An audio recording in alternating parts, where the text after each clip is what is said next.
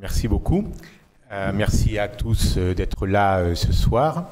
Évidemment, c'est une certaine émotion pour moi d'être présent ici, puisqu'il s'agit évidemment de lieux historiques, de l'ancien siège de la Gestapo de Lyon et du lieu même du martyre de Jean Moulin et de bien d'autres résistants. Il s'agit du lieu où se sont passées certaines actions que j'ai pu décrire ou évoquer dans ma propre thèse. Et notamment, pour moi qui par le passé fait quelques années de hockey sur glace dans une vie antérieure, il m'arrive de penser au sort de Tola Vologué, qui lui était un hockeyeur sur gazon de très haut niveau. Lorsque le service du travail obligatoire a touché les jeunes sportifs, Tola Vologué a organisé le mouvement sport libre qui s'est préoccupé d'évacuer les jeunes sportifs menacés vers le maquis. Très peu de gens savent, lorsqu'il est question du stade Tola Vologué où s'entraîne l'Olympique lyonnais, de qui il s'agit. Et il est mort en ces lieux mêmes, torturé par la Gestapo et abattu au moment où, paraît-il, il aurait tenté de s'enfuir lors du déblayage des ruines de l'aile bombardée de l'école de santé transformée en siège de Gestapo. Certains disent qu'il aurait été abattu par un gestapiste qui aurait été un ancien rival de compétition internationale. Évidemment, Lyon, c'est aussi un endroit où j'ai souvent eu à fouiller les archives. J'ai eu le plaisir de venir ici également pour trouver des informations sur le STO, bien sûr, sur le grand personnage de la résistance qu'a été Yves Farge. Lui aussi, que connaît-on de lui à part le boulevard Yves Farge qui est à quelques encablures d'ici. Mais Yves Farge, ce fut d'abord le journaliste qui, au Progrès de Lyon, dans son bureau, réunissait pratiquement tous les grands personnages de la société résistante et qui a eu, en 1943, sur initiative de Jean Moulin et du Conseil national de la résistance, le rôle de saboter le travail obligatoire dans toute la France à la fois. Et j'ai eu le plaisir de lui consacrer, il n'y a pas longtemps, sa première biographie scientifique. De même, bien sûr, j'ai pu ici rencontrer des anciens résistants prestigieux et découvrir bien des informations aussi. Sans oublier qu'à Lyon se trouvent aussi, heureusement, quelques thèses et mémoires de maîtrise ou de DEA qui ont très bien étudié ce qu'était le STO dans le Rhône ou le Rhône-Alpes. Mais de façon générale, pendant très longtemps, il n'y a pas eu de travail de recherche global sur les Français forcés d'aller travailler en Allemagne nazie. C'était le parent pauvre des recherches, c'était et c'est toujours le parent pauvre de la mémoire collective. Les requis ont globalement été oubliés et négligés, n'apparaissant pas assez héroïques et n'apparaissant pas assez martyrs, et soupçonnés plus ou moins d'être des volontaires ou des collabos déguisés, ce qui était parfaitement injuste. Même les réfractaires au STO n'ont pas tellement intéressé les historiens et l'opinion publique, on ne s'intéresse à eux que dans la mesure où une minorité d'entre eux a fondé le maquis en allant se réfugier dans les campagnes et les forêts. Donc il était temps qu'il y ait un travail de recherche globale sur le STO, ce qui a pris quand même pas mal d'années, et complété par le travail de mon défunt collègue Patrice Arnaud sur la vie des requis du STO en Allemagne. Il y a aujourd'hui la possibilité d'avoir une vision scientifique globale d'ensemble de ce phénomène. Plus de 600 000 Français forcés à aller travailler en Allemagne, où ils ont rejoint 1 à 2 millions de prisonniers de guerre, 200 à 300 000 volontaires et ne parlons même pas des déportés des camps de concentration. Au moins 250 000 réfractaires qui ont plongé dans la clandestinité pour éviter de partir en Allemagne, dont 40 000 à 50 000 ont été au maquis, une minorité donc. Et le travail obligatoire a surtout été, entre 1942 et 1944, le tournant de l'occupation, un choc énorme pour la société française, et tout le monde a, à un moment ou l'autre, dû prendre position sur le travail obligatoire. La question étant de savoir comment est-ce que quelque chose qui a été aussi impopulaire et rejeté a pu quand même être aussi un succès initialement pour les occupants. Car malgré tout, les Allemands ont eu très longtemps, jusqu'à l'été 1943, toute la main-d'œuvre qu'ils voulaient. Alors déjà, bon, pourquoi avoir recouru au travail obligatoire. D'où vient le STO? Ben, ça vient d'un problème géopolitique ou géostratégique assez global. On se souvient de ce slogan qui a fait évidemment beaucoup rire a posteriori. Nous vaincrons parce que nous sommes les plus forts. Le grand slogan de la drôle de guerre. Mais je vous en prendrai peut-être en vous disant que c'était un slogan parfaitement justifié. Ils avaient parfaitement raison. Effectivement, l'Allemagne nazie, la petite tache grise au milieu, s'est engagée dans une guerre mondiale qu'elle n'avait pas les moyens de gagner. À partir du moment où la guerre est longue, que la guerre éclair ne suffit plus, que la guerre devient très longue, que l'Empire britannique est toujours dans la lutte, avec 400 à 500 millions d'habitants, l'Empire britannique qui tient les mers, donc qui peut recevoir des renforts à volonté. À partir du moment où les États-Unis utilisent leur économie de guerre, puis finissent par entrer dans la guerre. À partir du moment où l'Union soviétique aussi est dans la guerre, ben mathématiquement, l'Allemagne n'a aucune chance de gagner. La disproportion des forces est beaucoup trop grande. Les alliés, les principaux alliés produisent chacun plus d'armes que l'Allemagne, et réunis, ils supplantent l'Allemagne 3 fois, 4 fois, 5 fois, que ce soit en hommes ou en matériel. Donc à partir de fin 1941, les Allemands n'ont plus aucune chance, et c'est bien ce qu'avait prévu le général de Gaulle dès le 18 juin 1940, quand il répète que la guerre est une guerre mondiale, et que la bataille de France ne clôt pas la question. De la même manière, à l'instant même où la première bombe japonaise est tombée sur Pearl Harbor, le Japon était perdu d'avance. Un petit archipel qui attaque la première puissance mondiale n'a aucune chance de gagner. Simplement, le Japon pensait qu'il suffisait de profiter de la surprise pour s'emparer du Pacifique et pour s'y retrancher. Et ensuite, les Américains n'oseraient pas payer le prix exorbitant pour reconquérir île par île le Pacifique. Eh bien, ils l'ont payé quand même. Sans compter que les Japonais n'avaient pas prévu l'invention de la bombe atomique. Même chose, le seul défaut du plan, c'était qu'effectivement, on devait vaincre parce qu'on était plus fort, mais ce qui n'avait pas été prévu, c'est que l'Allemagne réussisse quand même à s'emparer du continent dans l'intervalle. Et que de Moscou à Brest, elle se retranche dans la forteresse Europe, et qu'en mettant au pillage matériellement, financièrement, humainement l'Europe, l'Allemagne a quand même réussi à tenir plus longtemps que prévu. Normalement, les Allemands auraient pu perdre la guerre dès 1943. À la rigueur 1944, ils ont tenu jusqu'en mai 1945, notamment parce que ils ont pillé l'Europe pour cela, et ils ont utilisé des millions de travailleurs forcés. Que ce soit au Japon ou en Allemagne, les travailleurs forcés sont comptés par millions. Au moins 8 millions, sans compter de travailleurs civils se sont retrouvés en Allemagne, de gré ou de force, sans compter évidemment les prisonniers de guerre, et à la fin, la dernière réserve de main-d'œuvre qu'il restait, c'était les prisonniers des camps de concentration. Donc c'est bien la raison pour laquelle il a fallu que l'Allemagne recourt au travail obligatoire. Elle n'avait finalement pas d'autre main-d'œuvre à utiliser pour retarder l'inéluctable. Dans un premier temps, entre 1940 et 1942, les Allemands utilisent des volontaires. Le volontariat en France a été très faible. Alors certes, ça fait entre 250 000 et 300 000 personnes, dont 70 000 femmes, mais en proportion de la population, c'est très faible en Europe occupée. Il faut dire que le volontariat était très mal vu de la société française. La France est un pays d'où on ne part pas. C'est un pays d'immigration depuis le 19e siècle, ce n'est pas un pays d'émigration. On a encore moins envie de quitter son pays, sa terre, pour aller chez l'ennemi héréditaire, chez l'occupant. D'autant plus on ne connaît pas la langue ou la culture en général. Et ne parlons même pas des femmes qui vont toutes seules travailler en Allemagne. Aux yeux des contemporains, ce sont forcément des prostituées ou la lie de la société. De façon générale, les volontaires étaient unanimement méprisés par la société française, pas seulement parce qu'aller chez l'ennemi était considéré comme une trahison, mais aussi tout simplement parce que c'était souvent des chômeurs, des marginaux, des repris de justice, des personnes isolées, des ouvriers sans qualification, des filles mères reniées par leur famille, etc. Bon, pas étonnant qu'évidemment ça ait suscité un mépris de classe épouvantable, alors que beaucoup n'ont pas eu un comportement spécialement indigne en Allemagne. Mais donc pas assez de volontaires, et en plus le volontariat est très mal vu même par le gouvernement de Vichy, qui jusqu'en 1942 l'interdit. Il est arrivé à Lyon que la police intervienne pour empêcher des volontaires en pleine gare de prendre le train pour l'Allemagne, à l'époque où Lyon est en zone non occupée.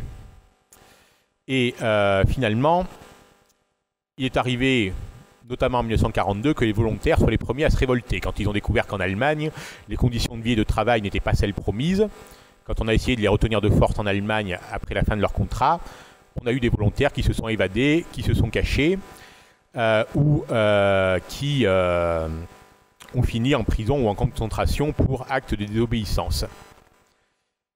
Ce qui n'a pas empêché qu'en 1945, les volontaires quels qu'ils soient, bon, on ne les a pas en général trop traînés en justice ou autre, mais à leur retour, ils ont quand même été, notamment à Lyon, très mal accueillis. Certains ont été tondus, d'autres lapidés, insultés, interdits de reprendre leur travail. Bon, généralement, ça n'a pas été... ça a été considéré comme une tâche d'être allé chez l'ennemi, quand bien même des millions de Français ont travaillé aussi pour l'Allemagne, mais en restant en France. Bon, malgré tout, ce volontariat, bon, il n'est pas suffisant. Et en plus, il est très irrégulier. À certains moments, il décline même au moment où les besoins de main-d'œuvre allemands augmentent. Donc là, vous avez le volontariat à l'échelle de l'occupation. On voit qu'il y a des pics et qu'il y a des creux de la vague. Et on voit la bosse de l'été 42, le pic de l'été 42. Le volontariat n'est pas suffisant. Il a même tendance à diminuer au moment où les Allemands ont le plus besoin de main-d'œuvre. Au printemps 1942, Hitler nomme un responsable, un plénipotentiaire au recrutement de la main-d'œuvre, le Gauleiter, donc le chef du parti nazi régional, Fritz Sauckel, pendu à Nuremberg en 1946. Fritz Sauckel, qui sera surnommé le négrier de l'Europe, va réussir en 2 ans et demi à transférer 6 à 8 millions de personnes de gré ou de force en Allemagne. Il s'intéresse particulièrement à la France, puisque la France est le premier pays industriel conquis par les Allemands et celui qui a le plus de travailleurs qualifiés. Donc nommé le 21 mars 1942, Sauckel s'intéresse tout de suite à la France et il a eu de la chance puisque Pierre Laval est parfaitement disposé à collaborer avec la protection du maréchal Pétain derrière. Et Pierre Laval écrit même aux Allemands qu'il est prêt à offrir de lui-même la main-d'œuvre pour collaborer à la lutte contre le bolchevisme. Donc Sauckel convient avec Laval d'une particularité française, la relève. C'est-à-dire qu'on sait bien qu'il n'y aura jamais assez de volontaires. Les Allemands demandent au moins pour commencer 250 000 hommes, il n'y aura jamais assez de volontaires. La seule solution, c'est de faire un détour pour gagner un peu de temps et préparer l'opinion. La relève, ça consiste à ce que 3 ouvriers partent en Allemagne pour faire revenir un prisonnier paysan. Et attention, l'ouvrier doit être un spécialiste. S'il est un manœuvre sans qualification, ça ne compte pas. Ça veut dire que dans la pratique, non seulement il faut faire partir 3 personnes pour en faire revenir une seule, mais que ceux qui ne compteront pas parce qu'ils ne sont pas assez qualifiés, eh bien, ils partiront quand même. Au total, il faudra faire partir jusqu'à 6 ou 7 travailleurs pour en faire revenir un seul.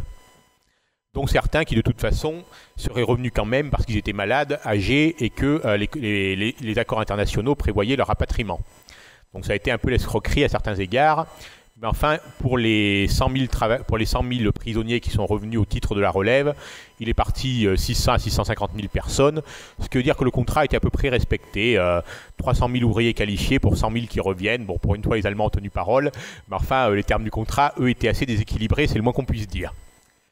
Donc la relève a été annoncée par Pierre Laval à la radio le 22 juin 1942, par un discours retentissant, où Laval gâche lui-même ses chances, en tenant à tout prix à mettre une petite phrase très provocatrice.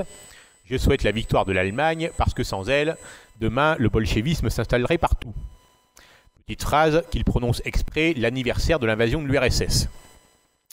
Ce qui évidemment va faire scandale, et même ceux qui auraient été peut-être prêts à accepter l'idée de la relève vont très peu apprécier quelque chose qui est explicitement destiné à aider l'Allemagne à vaincre l'Union soviétique et donc à prolonger l'occupation de la France sans fin. Ce qui fait qu'il y a bien eu un regain du volontariat. À l'été 42, il y a 50 000 personnes qui partent, c'est un record, mais c'est très insuffisant et de toute façon, il était déjà prévu de passer à la réquisition forcée, puisqu'on savait bien que la relève ne suffirait jamais. Dans l'immédiat, la relève a suscité une très large hostilité, notamment de la résistance, c'est-à-dire que l'inertie ou l'hostilité ont été générales dans la société et la résistance a pris l'offensive tout de suite contre la relève. Pour vous donner un exemple, bon, il restait des syndicats légaux à l'échelle départementale. En juillet, l'un des responsables de la CGT de la région lyonnaise, qui est Marius Vivier-Merle, celui qui a donné son nom à la place qui se trouve devant la gare de Lyon-Pardieu. Bon, Marius Vivier-Merle, qui est mort dans le bombardement de la Gestapo, du siège de la Gestapo ici même, était à la fois donc un militant CGT légal et un clandestin la nuit, bien sûr. Il lance en juillet 1942 une enquête sur la relève auprès des syndicalistes officiels. Vous en avez 175 sur 185 qui se déclarent hostiles à la relève, à Lyon et dans sa région. Donc les syndicats officiels refusent de suivre. Les patrons sont globalement inertes parce qu'ils ont trop besoin de main-d'œuvre pour permettre qu'elle parte en Allemagne.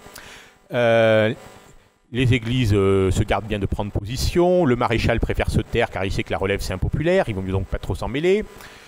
Et la résistance donc appelle les foules à manifester contre la relève. Le 14 juillet 1942, par exemple, à Lyon et dans 32 villes de zone sud, vous avez des manifestations pour la fête nationale qui visent particulièrement la relève. Également, par exemple, les bureaux d'embauche pour l'Allemagne sont systématiquement visés par la résistance, à Lyon comme ailleurs. On plastique leurs portes, on brise leurs vitres. Là, vous avez l'exemple d'un office de placement allemand à Belfort.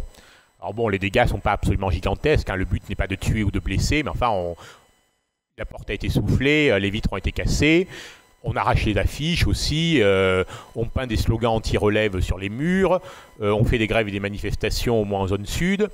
Le but est de montrer que la société française ne veut pas de la relève, même volontaire. Les Allemands sont bien conscients d'ailleurs, puisque dès août 42, il y a quelques ouvriers qui sont désignés de force pour l'Allemagne, et certains qui commencent déjà à se cacher par anticipation du jour où la relève deviendra obligatoire. C'est ce qui finit par se passer. Le 4 septembre 1942, sous la pression allemande, Pierre Laval brusque les choses, et il prend donc une première loi qui désigne d'office les volontaires pour la relève. Donc le volontariat devient obligatoire. Enfin, ça brouille quand même les esprits. Comment savoir si quelqu'un est volontaire, forcé Bon. C'est à noter d'ailleurs que cette loi du 4 septembre 1942, c'est la seule fois en Conseil des ministres que 4 ministres ont refusé de signer. Mais bon, la loi a été quand même adoptée et est entrée en vigueur fin septembre 1942. Et ce qui est frappant, c'est que malheureusement, elle a été très efficace. À partir du moment où la loi entre en vigueur, les départs vont se compter en milliers par jour. Ce que personne ne peut arriver à empêcher. Regardez la courbe des départs. On voit quand même l'envol qui est pris à partir de l'automne 42 et comment ça ne va pas arrêter d'augmenter à toute vitesse jusqu'au moment où tout se stabilise à l'été 43 et jusqu'à la libération. Comment ça se fait qu'il y ait eu une telle obéissance ? Ça a été un des grands mystères que j'ai essayé de comprendre et de résoudre dans mon travail, sachant que la France a le record d'Europe de satisfaction des demandes nazies. Les 250 000 hommes demandés pour le 31 décembre 1942 ont été fournis, puis les 250 000 suivants et une bonne partie des 200 000 suivants encore. Alors pourquoi y a-t-il eu quand même cette obéissance ? Bon. D'abord, la première loi ne s'applique qu'aux ouvriers, de fait. Donc les autres groupes sociaux ne bougent pas beaucoup. Les paysans n'ont pas bougé parce que quelque part ils se disent que c'est pour le retour de leurs prisonniers. Il ne faut pas oublier qu'avant la guerre, il y a déjà un très lourd contentieux entre ouvriers et paysans. Les paysans jalousent les ouvriers qu'ils considèrent comme mieux traités qu'eux. Alors ça peut paraître un peu fou, mais je rappelle qu'effectivement, un ouvrier en ville gagne plus qu'un paysan. C'est logique, sinon il n'y aurait pas d'exode rural. Les paysans disaient aussi à les ouvriers, pendant le Front populaire, il n'y en a eu que pour eux.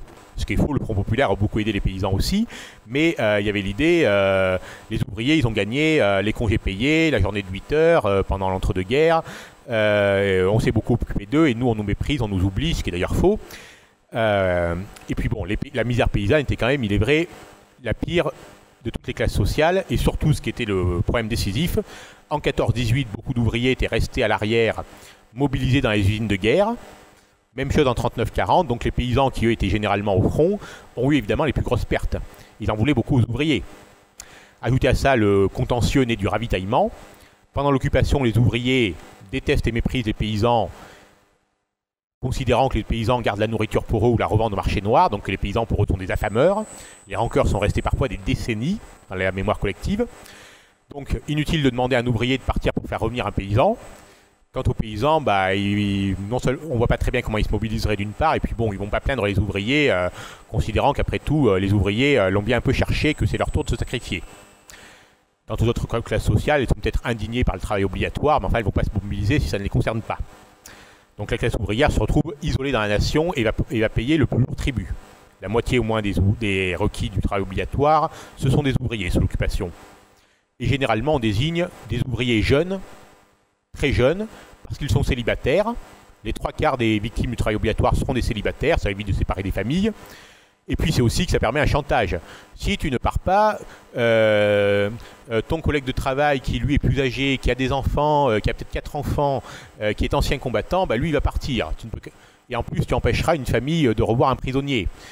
Donc tu n'as pas le droit de ne pas partir. Un chantage moral qui a quand même été assez efficace. Surtout que dans les entreprises, tout le monde sait qui est-ce qui doit partir. Dans les petites communes ou autres, on sait qui est-ce qui partira, qui est-ce qui risquerait de partir sinon. Donc le chantage a été assez efficace. Et enfin, évidemment, il y avait des jalousies même entre ouvriers. Les ouvriers anciens combattants trouvaient que c'était un peu normal que les ouvriers qui n'avaient pas combattu et qui étaient trop jeunes pour partir s'en aillent. Pendant ce temps-là, les ouvriers se plaignaient en disant c'est pas juste que tout le monde ne parte pas. Il y a une exigence pendant l'occupation d'égalité devant le fardeau et le sacrifice qui est omniprésente. C'est pas normal que tout le monde ne meure pas de faim. C'est pas normal qu'il y en ait qui mangent à leur appétit et d'autres qui mangent mal. On veut que tout le monde mange mal, plutôt que se demander comment on pourrait faire pour que tout le monde mange bien. Enfin bon, il est vrai que c'est pas possible. C'est scandaleux que tout le monde ne parte pas au STO. Donc on voit les ouvriers parfois à l'automne 42, ce qu'ils demandent, c'est pas que personne ne parte, c'est que tout le monde parte. On veut que le fils du patron parte aussi, on veut que les ingénieurs partent aussi, on voudrait bien que les juifs et les étrangers partent aussi en Allemagne, on voudrait bien que les paysans partent, que les étudiants fils de bourgeois partent aussi. Bon, remarquez que les Allemands n'étaient pas contre, hein. Plus il y avait de monde à partir, mieux ça les arrangeait. Mais ces divisions et cette aspiration à l'égalité, mais une égalité négative dans la servitude, ça a été une des causes du succès du STO, au moins dans les premiers mois. Puis bon, c'est bien connu, on l'a encore vu récemment, que les Français sont un peuple, depuis au moins la Révolution, particulièrement attaché à l'égalité, que ce soit l'égalité dans le progrès, dans les droits, ou l'égalité même parfois dans la souffrance ou la servitude. Donc ça a beaucoup joué. Et puis évidemment, parfois on a peur d'être dénoncé par les familles de prisonniers de guerre. Si mon homme, mon frère, mon fils, mon mari ne revient pas, ce sera forcément de ta faute, je te dénoncerai. Alors, il y a eu assez peu de dénonciations, mais enfin le simple fait qu'on ait peur d'être dénoncé a poussé plus d'un à prendre le train quand même. La France a beau être un pays très contestataire, c'est bien connu, c'est aussi un pays de légalisme très ancré dans les esprits. On ne désobéit pas comme ça à la loi dans un pays qui est quand même un des plus vieux États d'Europe, où on est très habitué à obéir au service militaire, où on est habitué à prendre son poste là où l'État vous le dit en temps d'économie de guerre. On ne désobéit pas comme ça et le légalisme est très fort dans les esprits. Alors la perversité du travail obligatoire, c'est que c'est une loi française. Dans tous les autres pays d'Europe ou en Asie, c'est l'occupant, allemand ou japonais, qui décide vous allez travailler de force pour nous, sur place ou dans notre pays. En France, c'est la loi française qui décide qu'il faut aller travailler en Allemagne. Et on ne désobéit pas à une loi française aussi facilement qu'on désobéirait à une ordonnance allemande. Ajoutez à ça que même si on désobéit, on n'a pas beaucoup le temps de trouver une solution matérielle. Quand on reçoit sa convocation, il faut prendre le train 3 jours après. Et comment trouver une solution en 3 jours? Et puis laquelle? On va aller où? Aller à la campagne, très peu de gens y pensent. Déjà vu les mauvaises relations avec les paysans. Et puis bon, c'est l'automne, puis l'hiver, c'est pas un moment pour aller se cacher à la campagne. Les premiers maquis, il y en a dès novembre-décembre 42, qui sont souvent oubliés. Par exemple, dès novembre 42, Henri Romance-Petit a organisé les premiers maquis dans l'Ain. Mais à l'époque, ils sont pratiquement inaperçus. On ne sait même pas qu'ils existent. De toute façon, ils sont très fragiles, ils n'ont pas forcément les moyens ne serait-ce que de passer l'hiver. Et puis enfin, vous entrez en clandestinité, on ne sait pas trop comment, vous perdez vos papiers d'identité et vous perdez vos tickets de rationnement. Vous n'avez plus de carte pour vous nourrir. Et ça, c'est quand même un bon moyen de tenir les gens. Très efficace. Et quand bien même on trouverait un moyen de se nourrir dans une cachette, est-ce qu'on peut laisser ces familles sans ressources? Je vous lis ce qu'écrit à Lyon le 31 octobre un militant catholique donc de la résistance. Donc je lis son rapport. Relève. Rien encore de précis dans la région lyonnaise. Seulement quelques familles qui invitent à ne pas partir, seulement quelques journaux clandestins, quelques feuilles qui invitent à ne pas partir, sans précision. Les ouvriers ne veulent pas partir, mais ils demandent ce qu'il faut faire. Les consignes de ne pas partir sont une belle chose, mais beaucoup ne veulent pas partir à l'aventure à travers la campagne en abandonnant leur famille sans ressources. Effectivement, c'est important. Généralement, les réfractaires au STO seront très souvent des célibataires, jeunes, et qui n'ont pas de famille à nourrir. Ou alors, quand ils ont une famille, ils l'emportent parfois avec eux et ils vont se cacher chez leur belle famille, par exemple. Ça arrive. Bon. Ajoutez à ça la peur des autorités. L'administration française est quand même bien contrôlée par Vichy. Les préfets, les inspecteurs du travail, les gendarmes, eh ben, on n'a quand même pas trop envie d'avoir affaire à eux et ils représentent quand même une autorité à laquelle, de gré ou de force, on obéit. Ajoutez enfin la peur, notamment la peur des Allemands. La zone la plus industrielle et la plus peuplée, c'est la zone occupée. C'est aussi celle où la résistance est la plus faible, la moins coordonnée pour l'instant. Celle qui reçoit le moins d'argent de Jean Moulin, Jean Moulin étant surtout actif à Lyon et en zone sud. Eh bien, en zone nord, les Allemands sont là et on en a peur quand même. On sait de quoi ils sont capables. Vous prenez le Nord-Pas-de-Calais. Dès 40-41, il y a des rafles de main-d'œuvre dans le Nord-Pas-de-Calais, mais que le reste du pays ne connaît pas. Le Nord-Pas-de-Calais sait très bien qu'en 14-18, comme en 40-41, les Allemands ont montré une très grande brutalité dans la région. On sait de quoi ils sont capables. Donc, on ne va sûrement pas prendre le risque de leur désobéir, alors même que le Nord-Pas-de-Calais est une des régions les moins vichistes, les plus anglophiles et les plus résistantes. Mais on a peur. Dans le Nord-Pas-de-Calais, 98% des ouvriers ont signé leur contrat de travail à regret, mais ils n'ont pas osé désobéir. Et moins il y a d'Allemands quelque part, moins on a peur et moins on part. Les régions où il y a une forte présence allemande, c'est celle dont on parle le plus. Et en zone sud, il n'y a pas encore d'Allemands avant le 11 novembre 1942, c'est là dont on parle moins.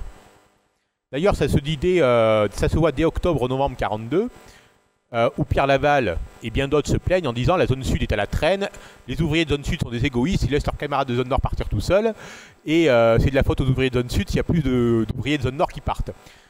D'ailleurs, certains ouvriers, et pas que des ouvriers en zone nord, disaient aussi c'est scandaleux, les ouvriers de zone sud doivent partir comme tout le monde, c'est pas juste, il faut que tout le monde parte à égalité. Bon, d'abord c'est un peu pervers vu les conséquences qui reviennent à aider l'Allemagne. Mais en tout cas, en octobre-novembre 1942, très peu de gens partent de zone sud, et notamment du Rhône-Alpes, qui est la première région industrielle de zone sud. Et ça se constate également pour les contrats de travail. On ne peut partir en Allemagne qu'avec un contrat de travail, évidemment qu'on n'a pas choisi. Si on refuse de signer, l'inspecteur du travail signe à votre place. Et vous perdez des avantages matériels au départ. Mais en région lyonnaise, globalement, presque personne n'acceptait de signer son contrat de travail.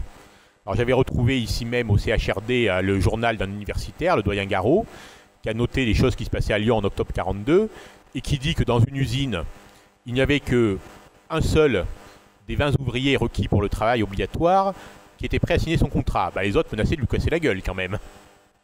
Donc il y avait la pression du groupe aussi. Dans une autre usine, la question de savoir s'il fallait signer ou pas son contrat de travail a mené, dit le doyen Garot, une véritable guerre civile entre les ouvriers. Enfin, globalement, que ce soit individuellement ou sous la pression du groupe, très peu d'ouvriers en région lyonnaise signent leur contrat de travail et très peu partent. Il faut se dire que fin 1942, il n'y a que 800 personnes qui sont parties de la région de Lyon. C'est dérisoire. Un événement a beaucoup aidé les Lyonnais à ne pas partir. C'est en octobre 1942, les grandes grèves de la partie des dépôts de la SNCF à Oullins. À Oullins, le but était de faire partir des ouvriers pour ensuite, par effet de domino, qu'un peu tout le monde se mette à partir en région lyonnaise. Et ça va être un fiasco. Le 12 octobre, au matin, on affiche une liste de 37 ouvriers requis pour l'Allemagne. Les syndicalistes se réunissent. Qu'est-ce qu'on fait? On lance l'action. Est-ce que c'est prématuré ou est-ce qu'au contraire c'est maintenant qu'il faut agir? Un syndicaliste bouscule ses camarades, déclenche la sirène de l'usine. Immédiatement, tout le monde arrête le travail, les ateliers sont occupés et c'est la grève générale. On dit qu'il n'y a que 5 ouvriers qui ont refusé sur plusieurs centaines ou milliers, je ne sais plus les effectifs, de rejoindre la grève. Et sans que personne n'ait rien demandé, ni la résistance ni autre, la grève fait tache d'huile dans toute la région lyonnaise. C'est-à-dire qu'immédiatement, les autres gares de Lyon se mettent en grève par solidarité. Les trams arrêtent leur trafic. Les autres usines, Berlier, Sigma, Rodiaceta, etc. se mettent en grève aussi. On se met à faire grève aussi à Saint-Priest. On a fait grève jusqu'en Savoie. Des ouvriers ont déchiré leur contrat de travail, d'autres se sont enfuis et sont allés se faire paysans à la campagne, ça arrive. Et globalement, pour la première fois, le gouvernement de Vichy n'a pas pu cacher aux Français qu'il y avait un mouvement de grève important, le plus important depuis juin 40, et le plus important en zone sud entre 1940 et la Libération. Ça a eu un écho international. On a parlé de la grève d'Oullins sur toutes les radios alliées, aussi bien à Moscou qu'à New York ou à Londres ou à Boston. Le département d'État à Washington a salué la résistance des ouvriers français au départ. On n'a pas pu éviter d'en parler à Berlin même. Le primat des Gaules, le cardinal Gerlier, a fait savoir par un communiqué qu'il était très ému des arrestations de grévistes. Il y en a quand même eu 343, parfois dénoncés par des cadres pétainistes. La presse clandestine en a beaucoup parlé. Il y a des scènes qui sont même devenues très célèbres, comme par exemple, à un moment, les GMR, bon, c'est les ancêtres des CRS, plus exactement les gardes mobiles. Les gardes mobiles entrent chez Sigma pour évacuer l'usine, et un militant ouvrier, qui est quand même mutilé de guerre, qui s'appelait Émile Cochard, qui était justement en train de faire un discours pour expliquer que la grève était désormais un acte patriotique et pas uniquement une question de lutte des classes. Quand les GMR arrivent, enfin les gardes mobiles plus exactement, Émile Cochard leur demande à tout le monde d'entonner la Marseillaise. Alors évidemment, les gardes mobiles sont obligés de se mettre au garde à vous. Et puis après, ils ne savent plus très bien quoi faire. Et puis finalement, ils se retirent tout penaud sans avoir évacué ni arrêté personne. Et la scène a été relayée complètement par toute la presse clandestine et la BBC à l'époque. Et remarquez que pour une fois, les patrons ont plutôt sympathisé avec les ouvriers. C'est assez rare qu'un patron soutienne un ouvrier, surtout quand il y a occupation d'usine. Mais là, comme c'était pour la bonne cause, pour la patrie, et comme les patrons aussi tiennent à garder leur main d'œuvre, eh bien pour une fois, il y avait un front commun. Même s'il y a eu quelques dénonciations et autres. Le résultat, c'est que, bon, malgré des dispersions de manifestations et des arrestations sur les lieux de travail ou à domicile, en général en pleine nuit, Vichy a été obligé de capituler. Au bout de 8 jours, la grève a été un succès, toutes les revendications ont été satisfaites, les personnes arrêtées ont été relâchées. Et fin 1942, eh bien, la zone sud comptait pour moins de 20% des départs, et en comptant les volontaires. Donc c'est-à-dire si on ne prenait que les requis, la zone sud devait compter pour très peu des départs. Donc évidemment, ça a été un événement assez mémorable. Notez également qu'il a eu un impact sur la résistance. Alors la résistance n'avait pas provoqué le mouvement, mais elle l'a quand même relayé ensuite. Et que le 15 octobre, les grèves d'Oullins ont été l'occasion du premier tract unitaire de la résistance. C'est la première fois qu'on a vu le Parti communiste français, comme vous voyez, signé avec d'autres mouvements, Combat, Francs-Tireurs, Libération, le Front National de lutte pour l'indépendance de la France, qui lui est un satellite du PCF. C'était la première fois donc qu'un parti politique signait avec des mouvements de résistance.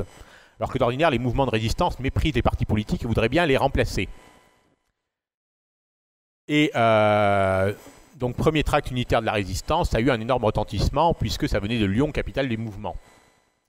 Ajoutez que Jean Moulin a essayé d'unifier effectivement la lutte contre le travail obligatoire dès ce moment-là, en créant une structure où il y aurait à la fois des syndicalistes, des mouvements et des partis politiques. Mais bon, finalement, l'expérience a été mornée. Néanmoins, certains résistants comme Raymond Aubrac, à l'époque, rêvaient que les grèves d'Oullins soient le départ d'une grève générale à l'échelle nationale et que ça soit même peut-être le début d'une insurrection nationale. Bon, Jean Moulin a trouvé que c'était trop aventureux. Les chefs syndicaux aussi, qui de toute façon n'avaient pas envie que des militants politiques leur dictent ce qu'ils avaient à faire. Donc finalement, il n'y a pas eu d'appel à étendre la grève, c'était trop dangereux. Mais enfin, c'est vous dire quand même que ça a eu un très grand retentissement et un très grand impact. Malheureusement, ensuite, le 11 novembre 1942, bon, la zone sud est envahie. En janvier 1943, Laval brise la résistance de la zone sud. Vous avez eu une nouvelle vague de grève à Firminy dans la Loire qui a été brisée cette fois par le préfet et réprimée. Laval a aussi ordonné début 1943 aux gendarmes et aux policiers d'aller cette fois arrêter les réfractaires à domicile. Il y a eu une vague d'arrestation et qui a suffisamment effrayé les autres concernés pour que le taux de départ de zone sud augmente sensiblement. En janvier 1943, on atteint les 46% de satisfaction au départ en région lyonnaise, Ça veut dire quand même que 54% désobéissent encore, mais enfin c'est un progrès, si on ose dire, par rapport au début, évidemment, où presque personne ne partait de la région lyonnaise. Le 16 février 1943, devant les nouvelles demandes allemandes, Pierre Laval prend une nouvelle loi beaucoup plus connue. Cette fois-ci, le service du travail obligatoire se fait par classe d'âge, comme le service militaire. Tous les jeunes gens nés entre fin 1919 et 1922 doivent partir en Allemagne, ou alors sur les chantiers du mur de l'Atlantique. En particulier, c'est la classe 1922 qui va le plus souffrir. C'est la grande majorité des victimes de cette loi. Donc évidemment, des jeunes gens qui n'ont même pas 21 ans, c'est-à-dire la majorité légale de l'époque. Hein. Et cette loi était plus égalitaire, puisque cette fois-ci, en principe, tous les groupes sociaux nés en 1922 devaient partir. Ce qui fait que la loi n'a pas forcément été ce qui a aidé à faire accepter la loi. Au moins maintenant, il n'y a pas que les ouvriers qui vont partir. Cette loi était malheureusement très efficace. Il y a eu 165 000 départs en 6 semaines. Un torrent incroyable qu'on n'a jamais vu dans l'histoire de France. Alors certes, il y a eu des protestations, des manifestations dans les gares. Mais enfin bon, on manifeste dans les gares, on chante l'international au départ, on chante mais on part quand même. On ne savait pas quoi faire. Il y a eu également la peur. Par exemple, le 1er mars, à Villeurbanne, les Allemands bouclent tout le quartier de l'hôtel de ville. Ils visitent les domiciles un à un. Et sous prétexte qu'il n'y a pas eu assez de départ au STO lors d'un convoi précédent, ils arrêtent au moins 130 personnes, on ne sait pas le chiffre exact, et ils les envoient non pas au STO, mais en camp de concentration, à Mauthausen, l'un des pires de tous. Inutile de dire que les jours suivants après la rafle du Villeurbanne, en région lyonnaise, on a beaucoup plus obéi. Il y a aussi des rafles à Marseille, à Nancy, bon. Ou à Lyon même, il y avait eu une rafle au bar Le Carillon, 50 personnes qui se sont retrouvées également en camp de concentration, donc ça a été particulièrement tragique. D'autres ouvriers, par exemple, tiraient la sonnette d'alarme pour ralentir le train lors du voyage ou du départ. Vous avez une nuit, la nuit du 29 au 30 mars 1943, pas très loin de la gare de Vèze, un train qui n'arrivait plus à repartir parce que les ouvriers étaient descendus sur les voies, bloquaient la voie, avaient tiré la sonnette d'alarme sans arrêt.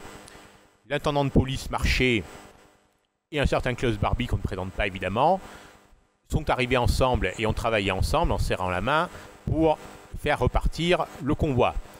L'ultimatum a été clair, ou vous repartez d'ici 10 minutes ou on vous tire dessus. Donc, évidemment, les ouvriers sont repartis dans les 10 minutes.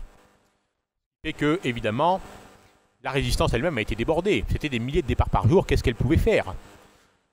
Et dans toute la zone sud, mais aussi en zone nord, on constate que la résistance est complètement débordée, que la population française perdait confiance en elle, ainsi que dans le général de Gaulle et les Alliés. Il y a une crise de confiance, mais qu'est-ce qu'ils font? Pourquoi est-ce qu'ils n'interviennent pas pour empêcher le départ de nos jeunes? On a l'impression qu'ils font rien, ils sont complètement débordés ou alors ils sont inefficaces. Les militants de la résistance eux-mêmes étaient complètement débordés, effectivement, ne savaient pas plus quoi faire. Les plus jeunes militants de la résistance eux-mêmes étaient requis pour le STO, donc soit ils étaient obligés d'obéir, dans certains cas, soit ils étaient obligés de se cacher précipitamment, et après ils étaient perdus pour la résistance.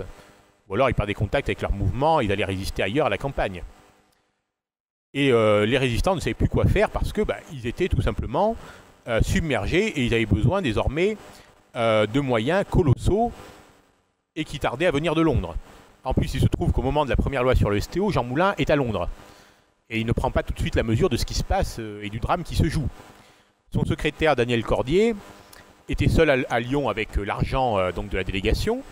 Et dans le film qui a été inspiré de ses mémoires, alias Caracalla, vous avez une très bonne reconstitution de la manière dont Cordier se retrouve à gérer la crise avec des résistants qui lui reprochent la passivité de Londres, qui lui demandent de l'argent. Et ça a été un drame assez pénible pour lui. Comme il dit, j'ai été à la réunion du 5 rue de l'Hôtel de Ville, j'ai été lapidé moralement.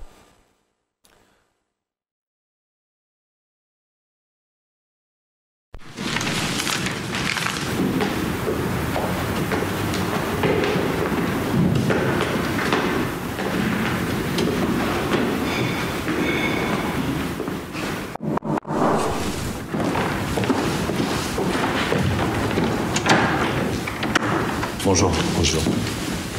Messieurs. Bonjour. Messieurs, voici Alain, qui représente Rex en son absence. Il est régulièrement en contact avec lui à Londres, et c'est un homme de confiance. Je l'espère, car la situation est grave. Les réfractaires au STO quittent leur famille en masse pour nous rejoindre. Nous n'avons rien pour les prendre en charge. Ils sont sans rien, sans nourriture, sans couverture, surtout sans armes. En Savoie, il y a déjà plus d'1 millier de réfractaires dans la nature. La situation est devenue intenable. Il faut absolument intensifier les parachutages. Attendez, pour les parachutages, c'est compliqué. Il faut suivre les procédures établies par Londres. Et nous, pendant ce temps-là, on peut crever, c'est ça? Aubrac, laisse-le terminer. Vous savez bien que les Anglais exigent de vérifier les terrains, de les faire homologuer et de diriger eux-mêmes les opérations. C'est comme ça. Je n'y peux rien, c'est comme ça. Je vais leur en parler, mais la décision n'est pas de mon ressort. Vous allez leur en parler? Vous ne pouvez pas vous contenter de cela. Je ne m'en contente pas, je dis les faits. C'est criminel. Vous n'allez pas rester sans rien faire. Enfin, vous avez de l'argent. Vous pouvez au moins nous donner de l'argent. Je viens de distribuer les derniers 800 000 francs. Il ne reste rien. C'est pas possible. C'est une honte. Je ne comprends pas. Avant son départ, Rex nous a dit que vous étiez un homme d'initiative. Je vous rappelle que vous êtes un officier des forces françaises libres. Nous avons besoin de vous. Vous devez nous aider. Sinon, je ne vous serrerai plus la main. Demain, ici, à midi. Et rappelez-vous que vous n'êtes pas une caisse d'épargne. Je vais voir ce que je peux faire pour l'argent. Demain, à midi, ici.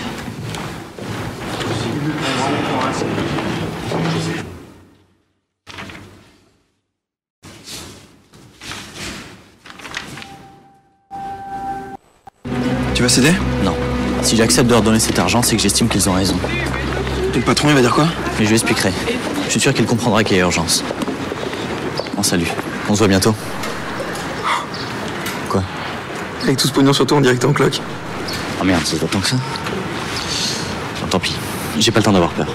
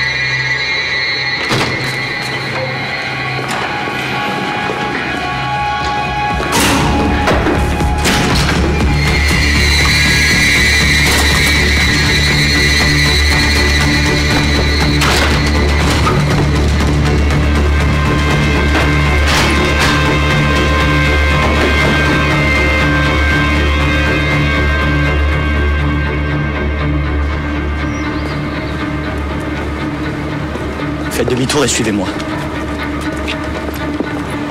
Quand je suis arrivé dans l'immeuble, les Allemands étaient là. J'ai juste eu le temps de m'enfuir. Il y avait des... Vous avez compris la crise au sommet que ça a été. Pour Guy Farge menace de renier un de ses amis, il faut vraiment qu'il soit à bout de force. Et donc perte de confiance des résistants eux-mêmes dans Londres qui leur semble ne pas accorder les secours suffisants, alors que l'arrivée de milliers de jeunes dans ce qu'on commence à appeler les maquis en mars 1943 rendait la situation intenable. Ajoutez à ça que pour ne rien arranger, effectivement, vous avez la fameuse rafle du 15 mars 1943, pas par les Allemands comme il est dit, mais par la police française. Suite à l'imprudence d'un agent de liaison réfractaire au STO, les Allemands ont pu faire la police française a pu faire un beau coup de filet aux 5 rues de l'Hôtel de Ville. Et là, c'est authentique, la manière dont Daniel Cordier, grâce à une résistante, s'aperçoit tant que l'endroit est devenu une souricière et sauve Guy Farge et d'autres de l'arrestation. Évidemment, c'est à cette rafle que Raymond Aubrac, notamment, avec Serge Ravanel et Maurice Rigal-Valrimont, est arrêté pour la première fois. Donc, n'ayant pas déjà assez d'ennuis comme ça, les résistants ont dû en plus subir cette rafle aux 5 rues de l'Hôtel de Ville, ce qui a accru la crise. Évidemment, la question du financement des maquis a apporté à son paroxysme entre Jean Moulin et les chefs des mouvements, notamment Henri Freinet. Il a fallu des mois pour recevoir assez d'argent de Londres et pour régler tous les problèmes entraînés par cette naissance du maquis, qui au départ n'est pas voulu et qui est considéré au contraire comme un fardeau. Le maquis, initialement, ce n'est pas un cadeau pour la résistance. Il n'était pas prévu au programme. Le maquis, ça coûte très cher. Il faut le nourrir tous les jours. Il faut lui trouver des vêtements, des chaussures, des couvertures. Il faut des armes. on ne sait pas où les trouver. Les Alliés n'ont pas prévu d'en parachuter avant le débarquement. Il faut des chefs, il faut leur donner une formation politique et militaire à ces jeunes. Il faut vérifier qu'ils ne sont pas là uniquement pour échapper à l'Allemagne et pour se planquer. Il faut vérifier qu'ils sont prêts à se battre et à savoir pourquoi ils se battent. Bon, ça a pris des mois pour que le maquis passe à l'action. Avant l'automne 43 et même l'hiver, le maquis n'est pas vraiment une gêne pour les Allemands. Et quand on dit que les Allemands étaient fous de faire le STO parce que ça engendrait les maquis, au moment où les maquis ont commencé un peu à en parler, il y a déjà 500 000 personnes qui sont parties. Ça fait autant d'Allemands qui sont libérés pour aller se battre sur le front de l'Est, qui consomment énormément de soldats. Ça fait autant de main-d'œuvre qualifiée qui va les remplacer en Allemagne. Et qu'est-ce que vous voulez que ça leur fasse, au moins aux Allemands de Berlin, de savoir qu'il y a quelques dizaines de gars qui se promènent sans armes et sans vêtements d'hiver, en Dordogne ou autre, dans des départements en plus qui ne sont pas industriels, qui ne sont pas stratégiques, qui sont très peu peuplés, et où il n'y a pratiquement pas de troupes allemandes. Qu'est-ce que vous voulez que ça leur fasse, finalement, aux Allemands ? Donc ils ont fait le bon choix, si j'ose dire. Ils ont pris effectivement entre deux mots, entre le fait qu'il y ait un peu plus de désordre en France et le fait de bénéficier de cette main-d'œuvre énorme, ils ont vite choisi et le choix était parfaitement rationnel. Donc évidemment, il a fallu des mois pour que la résistance organise le maquis et en fasse une force offensive et sans l'avoir voulu. En juin 1943, pendant ce temps-là, vous avez la dernière vague de départ. 80 000 personnes sont parties en juin 1943. Comme les Allemands réclamaient encore des hommes, Laval a livré cette fois les fils de paysans. Alors là, les paysans ont définitivement été perdus pour Vichy, l'État qui n'était pas très contents eux-mêmes. Il a livré les chantiers de la jeunesse, donc l'organisation de jeunesse obligatoire de Vichy.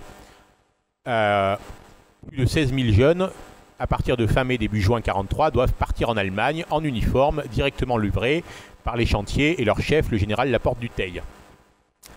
Ça a été un très grand drame. Certains se sont bien enfuis ou ont essayé de se cacher, mais enfin ils étaient jeunes, ils étaient quand même bien surveillés. Ça dépendait aussi de l'attitude des chefs locaux, ça dépendait des régions. En Rhône-Alpes, il y a eu beaucoup plus, par exemple, de désertion des chantiers de jeunesse que dans le Limousin ou à Avignon. Malgré tout, donc, voilà, ça a été un drame assez effrayant. Les étudiants aussi ont été concernés, puisque le 1er juillet, après leur examen, leur sursis était terminé. Et à Lyon, il y a eu énormément de débats entre étudiants. Est-ce qu'on doit partir ou pas? Est-ce qu'il est juste que les ouvriers seuls partent? 12% des requis de Lyon sont quand même des étudiants, pour même pas 2 ou 3% de la population. Notez également que dans le monde catholique, et Lyon est quand même la capitale du catholicisme français, il y a eu d'énormes débats. Est-ce qu'il faut, quand on est militant catholique, de la jeunesse ouvrière chrétienne, de la jeunesse étudiante chrétienne, est-ce qu'il faut aller au maquis, aider ceux qui se cachent, ou est-ce qu'il faut partir, aider spirituellement et matériellement et socialement ceux qui partent? Est-ce qu'on peut rester en France et laisser les copains se débrouiller seuls en Allemagne, exposés à la séduction d'une idéologie nazie diabolique, et avec le risque qu'ils nous reprochent de les avoir abandonnés? Pour l'Église, reconquérir la classe ouvrière était quand même une priorité depuis le XIXe siècle, et en particulier dans l'entre-deux-guerres. Beaucoup d'hommes d'église avaient le sentiment, ou de militants chrétiens laïcs avaient le sentiment, si on n'accompagne pas les ouvriers en Allemagne, ils vont nous reprocher de les avoir abandonnés, et ils vont revenir d'Allemagne, ou nazis ou communistes, ou les deux mélangés. C'est pour ça qu'un certain nombre de militants de la jeunesse ouvrière chrétienne, ou de la jeunesse étudiante chrétienne, des scouts également et autres, sont partis en Allemagne en considérant qu'ils allaient y faire œuvre de missionnaires, et qu'ils ne pouvaient pas abandonner leurs camarades. Inversement, un certain nombre de résistants chrétiens, notamment autour de Gilbert Dru, Jean-Marie Doménac, Lise Le Sèvre, bien d'autres encore, ont considéré que l'intérêt supérieur de la patrie et même de la foi chrétienne, c'était d'abord de résister et de n'aller apporter aucune aide aux Allemands, notamment pas en acceptant de partir en Allemagne. Il y a eu des débats extrêmement vifs. Également, témoignage chrétien créé à Lyon par le Père Chaillet, revue catholique chrétienne clandestine, a consacré tout un cahier et un numéro spécial à la question du travail obligatoire. Premier cahier d'ailleurs rédigé par un laïc, en l'occurrence le grand catholique de gauche André Mandouze. Enfin, les débats ont été très vifs, au sein d'un même séminaire, au sein d'un même mouvement catholique, au sein d'une même compagnie comme les Jésuites, on s'est disputé. André Mandouze s'est rappelé jusqu'à la fin de ses jours le débat homérique à son domicile lyonnais entre le père de Lubac, futur cardinal, qui disait que personne ne devait partir, et le père... excusez-moi, son nom échappe. un grand prêtre également, qui est mort en Allemagne justement, le révérend père Dillard, de la même compagnie de Jésus, qui a décidé que non, il fallait, en missionnaire, aller accompagner les ouvriers partout où ils se trouvent. Et ça lui a coûté de mourir en camp de concentration pour action catholique clandestine. Donc, c'est vous dire un peu que les choses ont été très vives. Ajoutez à ça la propagande des autorités, et notamment la circulaire du recteur de Lyon, André Guin, qui a fait rire toute la France, expliquant qu'il fallait faire son devoir en partant en Allemagne, de la même manière que les pères étaient partis en 14-18 faire leur devoir. Ça fait rigoler tout le monde, mais enfin, il y en a quand même qui sont partis. À l'été 1943, le réfractariat explose et les départs s'effondrent brusquement, à partir de juillet de 1943. C'est un phénomène extraordinaire. Plus personne n'obéit. Pourquoi? D'abord parce qu'il n'y a plus de ressources humaines prélevables, on ne sait plus qui requérir sans mettre en danger l'économie française. La résistance devient quand même beaucoup plus efficace. La société française, donc elle brûle les fichiers du STO, elle les falsifie, elle infiltre les bureaux du STO, elle se met à produire des faux papiers en quantité industrielle. Donc la résistance est plus efficace, la société française est lasse d'obéir et se met à massivement désobéir. Du jour au lendemain, vous avez 90% des gens qui ne répondent plus aux convocations. Et comment voulez-vous arrêter tout ce beau monde? Il n'y a pas les moyens. De même qu'on se rend compte, par exemple, qu'il y a eu très peu de dénonciations de réfractaires au STO. Le STO était tellement impopulaire que c'est un des motifs de dénonciation les moins répandus. La police, elle est complètement submergée de travail, elle n'a pas assez d'effectifs, elle sait bien que le régime de Vichy est fichu et que l'Allemagne va perdre la guerre. Par exemple, à l'été 1943, en Rhône-Alpes, moins de 7% des réfractaires sont retrouvés par la police. Ce qui laisse indiquer que de toute façon, elle ne cherchait plus à les rechercher réellement et que parfois la police devenait même alliée plus ou moins tacite du maquis. Donc le régime de Vichy n'est plus obéi et commence à entrer en désagrégation. La résistance commence avec le maquis à prendre le contrôle des forêts, des montagnes et parfois de cantons entiers. Et puis enfin, les Allemands eux-mêmes, notamment les services allemands de Paris, comprennent que le STO ne sert plus à rien, qu'il met le désordre dans toute la France et que c'est finalement plus intelligent de faire travailler les Français en France même pour l'Allemagne. Le 17 septembre, vous avez un accord entre le ministre de l'Armement Albert Speer et le régime de Vichy qui décide que les ouvriers pourront rester en France dans des entreprises protégées qui travaillent pour l'Allemagne, mais qui sont exemptés de STO. Alors Sauckel était furieux, bien sûr, parce que jusque-là, s'il avait envoyé autant de travailleurs en Allemagne, c'est parce que Speer les lui réclamait à corps et à cri. Et du jour au lendemain, Speer lui dit « c'est bon pour l'Europe occidentale, vous pouvez laisser tomber ». Alors Sauckel pensait que non, que les ouvriers français seraient plus travailleurs, plus productifs en Allemagne. Et donc Hitler n'a jamais tranché très bien entre les deux. Il y a eu d'un côté les entreprises protégées et de l'autre le STO, resté officiellement en vigueur jusqu'à la libération. Mais globalement, entre l'été 43 et l'été 44, il n'y a eu pratiquement plus personne à partir, moins de 30 000 ou 40 000 victimes. Néanmoins, jusqu'à la fin de l'occupation, Sauckel n'hésite pas, par exemple, à faire pratiquer des rafles de rue. À Lyon, il y en a eu jusqu'en août 44, inclus des ultra-collabos qui pratiquaient des rafles dans les bars, dans les lieux publics, dans les gares, etc. et qui envoyaient en Allemagne tous ceux qu'ils pouvaient et qui n'avaient pas d'exemption. Mais le STO était globalement virtuellement vaincu dès l'été 43. En précisant que tout le monde n'a pas été réfractaire pour échapper au STO. Vous avez eu des centaines de milliers de ce que j'appelle les refusants. Les refusants, c'est tous ceux qui échappent au STO sans devenir réfractaires clandestins. Se faire des faux certificats médicaux. Ça a très bien marché. Dans le Rhône, un jeune sur 3 a été exempté par les médecins de la résistance, ou même par des médecins ordinaires. Il y a eu 11 000 faux certificats médicaux. On peut aller s'embaucher dans les mines également, notamment les mines de la Loire, parce que les mines sont exemptées du STO. Alors souvent, c'est un certificat évidemment de complaisance et on ne va pas très souvent au fond de la mine. Remarquez qu'il y en a quelques centaines qui sont allés au fond de la mine, ils ont vécu l'enfer. On peut s'engager dans la police. Vous avez 700 personnes, au moins 700 jeunes gens dans le Rhône, qui se sont engagés dans la police, la gendarmerie ou les futurs CRS, les GMR, pour échapper au STO. On peut s'engager dans la milice. Alors c'est beaucoup plus compromettant. Mais en Rhône-Alpes, il y a eu près de 300 personnes qui sont engagées dans la franc-garde de la milice, le bras armé de la milice, pour échapper au STO. Donc il n'y a pas que aller au maquis. Hein. Au contraire, aller au maquis, c'est un des moyens les moins importants d'échapper au STO, mais c'est le plus spectaculaire. Même si on prend les réfractaires au STO proprement dit, ceux qui sont devenus clandestins, les 3/4 se sont cachés dans des fermes. C'est normal, à l'époque, 40% de la France est encore rurale et paysanne. les fermes, vous en avez jusqu'à des dizaines de milliers par département. Et qui peut aller fouiller 20 000, 30 000, 40 000 fermes dans un département pour rattraper un réfractaire par-ci, un réfractaire par-là. Et les paysans qui ont besoin de main-d'œuvre et qui sont autant désormais ulcérés par Vichy que les autres, ils vont jamais faire de difficulté pour embaucher des réfractaires au STO, hein, à qui la résistance fournit des filières ou des faux papiers. C'est souvent les résistants eux-mêmes qui conduisent les réfractaires dans des fermes, parce que les résistants sont très bien conscients que le maquis n'arrivera jamais à absorber une telle masse de gens. De toute façon, on n'en a pas les moyens. Donc vous avez eu comme ça pas mal de réfractaires qui sont cachés dans des fermes, environ 170 000, et même des réfractaires qui sont restés cachés chez eux. Vous avez environ 10% des réfractaires qui n'ont jamais quitté leur domicile. Ils étaient cachés dans leur chambre, au grenier ou dans la cave. La police était censée venir vérifier qu'ils n'étaient pas chez eux. Bon, la plupart du temps, ils ne franchissaient même pas le seuil.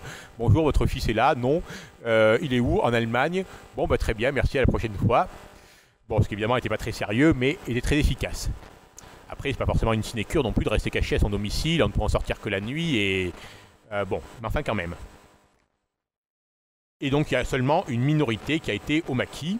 Ce qui n'était pas facile, évidemment. On court des risques au maquis. La vie est rude.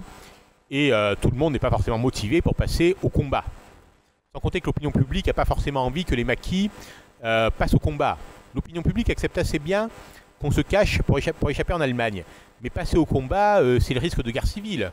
Quand le maquis se met à battre des collabos, c'est le risque de représailles allemandes. Et on n'a pas envie de se faire fusiller par les Allemands et que tout le village y passe.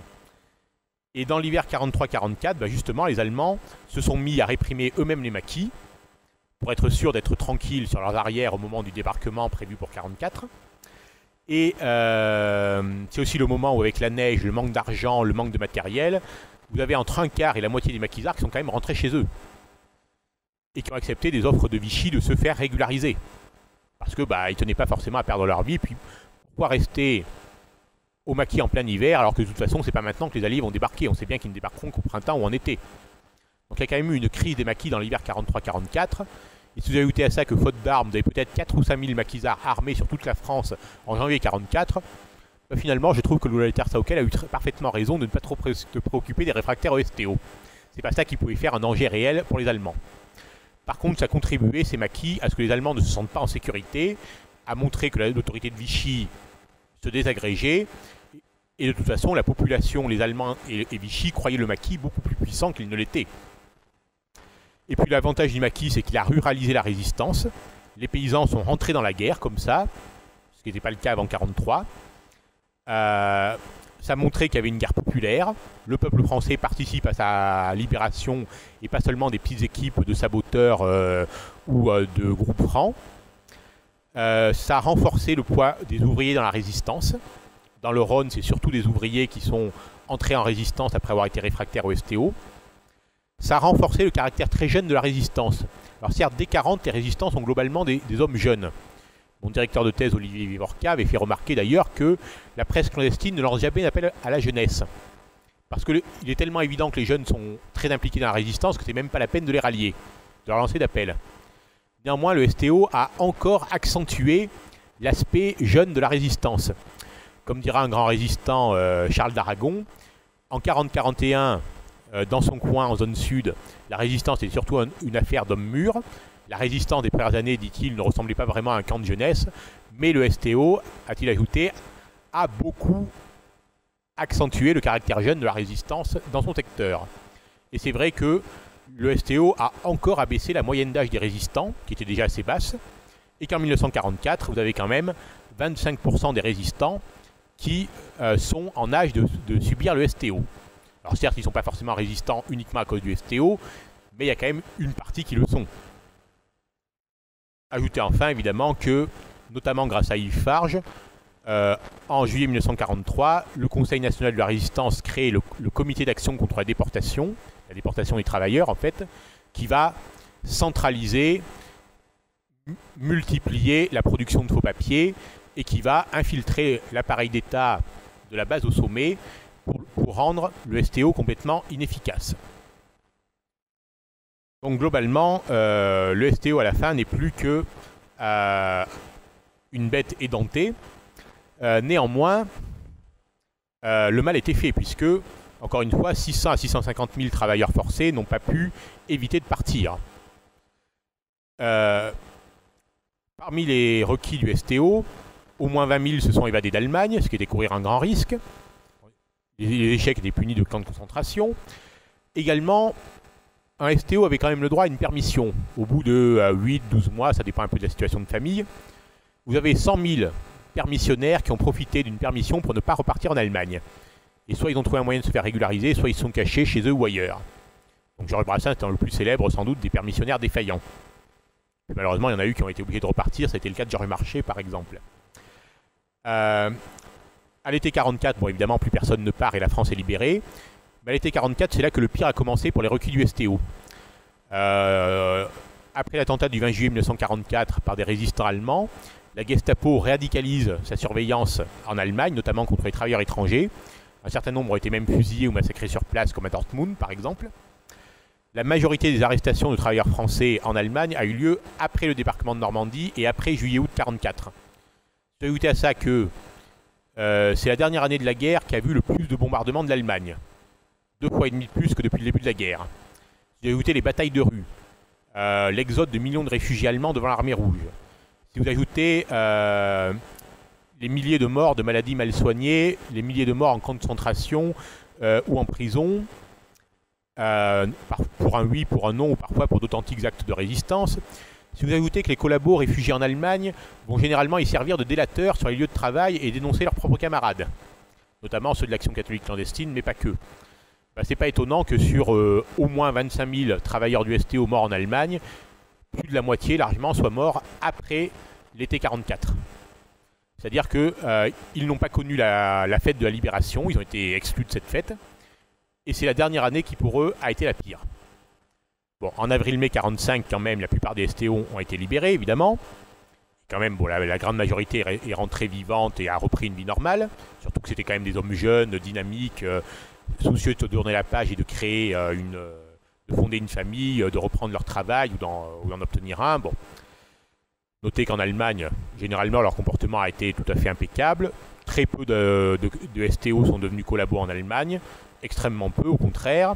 La plupart étaient parfaitement patriotes, parfaitement gaullistes, écoutaient la BBC en cachette avec les moyens du bord, et quelques-uns se sont risqués à saboter ou à créer des cellules de résistance, ou encore à rejoindre les maquis, mais pas en Allemagne, en Slovaquie, en Norvège, en Pologne, en Slovénie. Bon, il y avait quelques centaines comme ça. Bon, ils ne pouvaient évidemment pas faire grand-chose étant donné la surveillance, mais globalement, ils n'ont pas démérité par rapport aux autres. Néanmoins, à leur retour en avril-mai 45, bon, contrairement à une légende noire, ils ont été accueillis tout à fait correctement. Mais on ne les a pas non plus spécialement célébrés. Par rapport aux prisonniers de guerre, ils avaient passé 2 fois de moins de temps en exil. Ils rappelaient quand même qu'il y avait eu un état collabo. Donc ce n'était pas forcément un souvenir qu'on cherchait à mettre en avant au moment où il y en avait plutôt besoin de mettre en avant des héros, des combattants, des résistants, tous ceux qui faisaient que la France de 1945 méritait son rang parmi les vainqueurs. C'est pas le moment de rappeler les victimes, surtout les victimes de Vichy, il vaut mieux rappeler les résistants. Et bon, les STO ont moins longtemps souffert que les prisonniers de guerre. Ils n'ont en plus pas combattu en 40, contrairement aux prisonniers qui malgré tout s'étaient bien battus. La plupart des STO n'ont jamais tenu un fusil de leur vie finalement. Et par rapport aux déportés concentrationnaires, et ne parlons pas des déportés juifs, évidemment, ils avaient infiniment moins souffert. Et contrairement aux résistants, ils n'avaient pas résisté évidemment, sauf ceux qui parfois avaient résisté ou bien dans le Grand Reich et ses satellites, ou bien parfois des permissionnaires défaillants ou des gens évadés d'Allemagne sont aussi entrés dans la résistance. Enfin bon, c'était quand même un phénomène qui ne suffisait pas.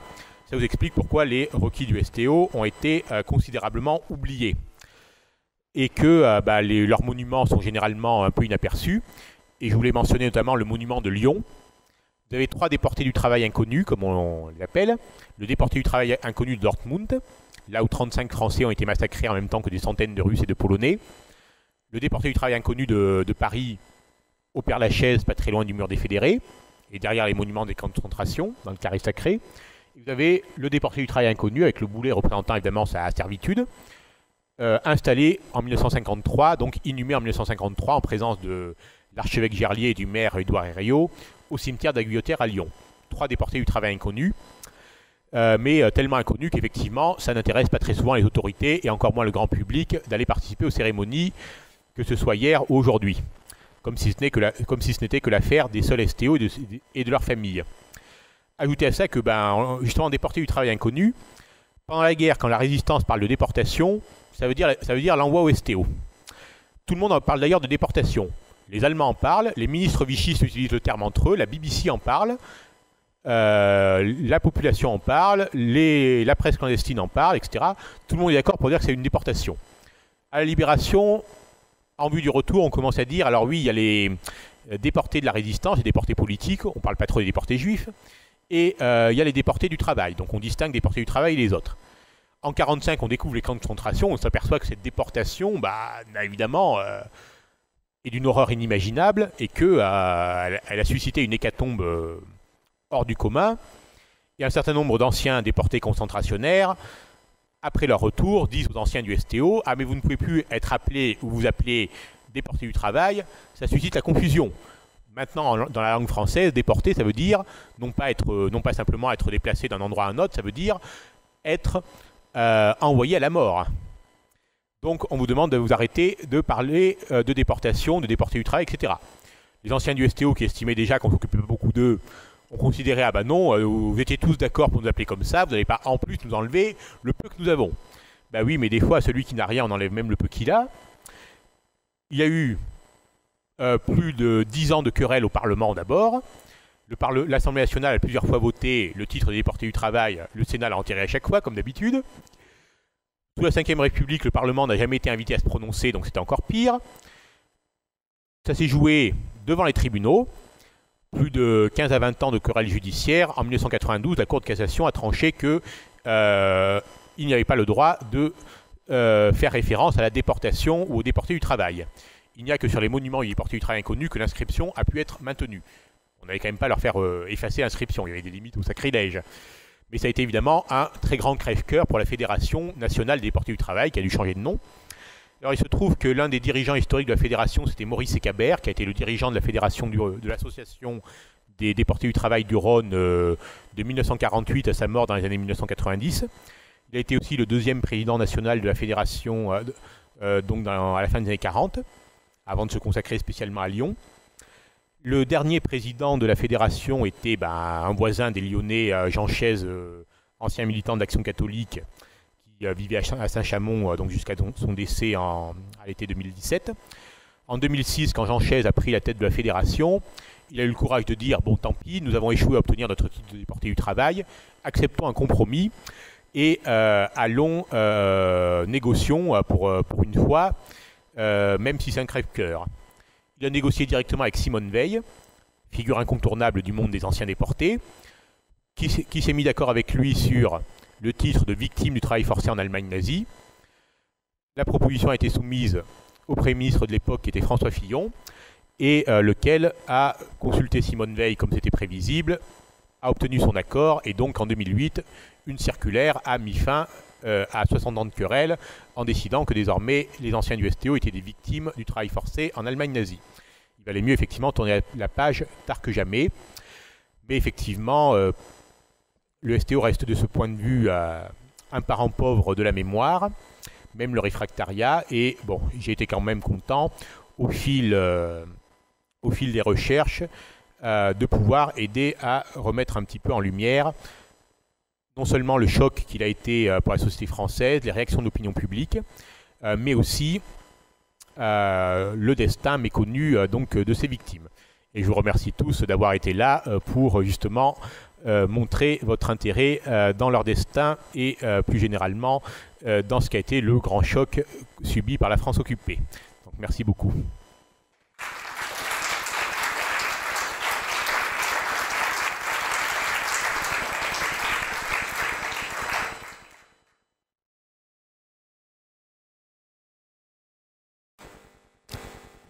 Merci à vous pour cet exposé très complet, très dense, et puis pour l'éclairage aussi territorial, parce que c'est important cette approche locale. J'imagine qu'il va y avoir des questions, donc je vais laisser la parole au public et à l'échange avec vous.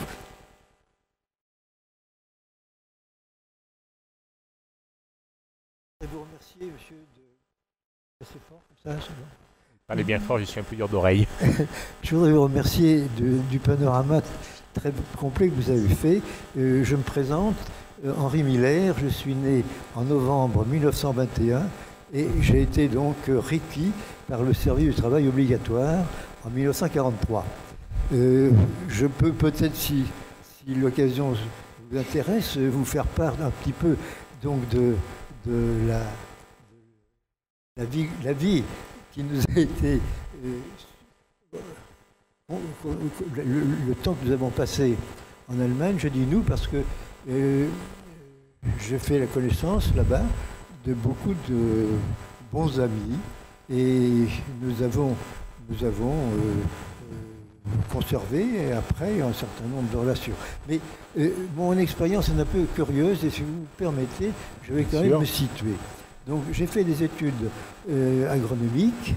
Je suis diplômé j'ai le diplôme d'ingénieur agronome et mon premier emploi a été à Marseille en 1942. J'ai fait les chantiers de jeunesse auparavant, comme pratiquement tous ceux de la classe 20 et 21. Il se trouve que donc je ne suis pas lyonnais comment dirais-je, de mode de vie. Hein. J'ai été élevé en Bourgogne, mes parents habitaient Lyon, mais j'ai été étudiant à Rennes, j'ai été étudiant à Montpellier, à différents endroits. Bien, si bien que je ne connaissais pas grand monde à Lyon, et quand j'ai été donc recruté en fin décembre 1942. Donc, parmi les premiers, oui, ceux qui ont le moins de chance, ceux qui sont partis les premiers en octobre-novembre 42 ont eu le moins de chance et ont subi le choc de plein fouet, donc vous n'avez pas eu de chance. Donc en 1943, je commençais une activité dans un service du ministère de l'Agriculture, mais en qualité d'auxiliaire. Non pas, il fallait préparer ensuite un concours pour avoir un poste de titularisation. Donc j'ai été le début mars, visite des gendarmes chez mes parents, me disant voilà, vous partez le 6 mars. Bon, évidemment, je ne suis pas parti dans l'immédiat. J'ai cherché. Mais mon père m'a dit, je peux pas te... Mes parents tenaient